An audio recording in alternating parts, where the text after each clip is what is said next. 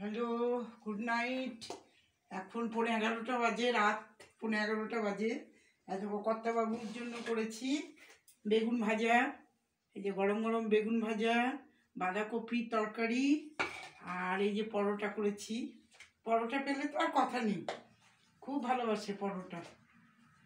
এই যে পরোটা বেশি দেব না, দুটো দেব। আর করেছি এখানে পাটিসাপটা পিঠা, এই যে পাটিসাপটা পিঠা দুটো দিলাম। দেখো দারুণ হয়েছে, ক্ষীর দিয়ে পাটিসাপটা পিঠা করেছি, এই দুটো। আর এদিকে দেব ছানা, এই যে ছানা করেছি, ছানা দিব। দেখো বন্ধুরা, ছানা, এই যে ছানা দিচ্ছি। এটা হলো আজকে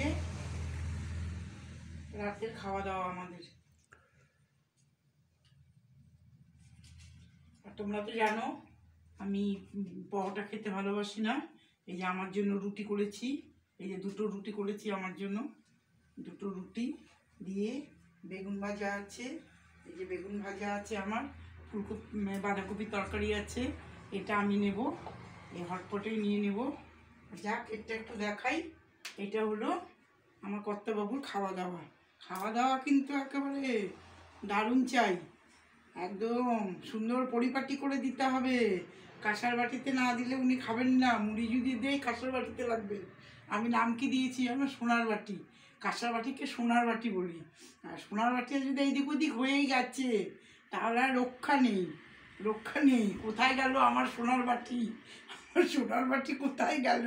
ওই কাঁসার বাটিটা এখন দেখতে পাচ্ছি না, কোথায় যে গেছে ওই বাটিটা দেখতে হবে। ওটা আমাকে ঠিক করে রেখে দিতে হয়, মানে ঠিকঠাক করে রেখে দিতে হয়, না হলে খুব মুশকিল, কথা শুনতে হয় খুব।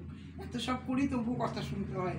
এই যে তাহলে চলো বন্ধুরা, চলো আজকে রাতের খাবার। এটা আমার কর্তাবাবুর, এই দেখো এটা এখানে রেখে দিচ্ছি। এই যে এখানে রুম হিটার চলছে, প্রচণ্ড ঠান্ডা, রুম হিটারের সামনে দিলাম, এখানে বসে বসে খাবে।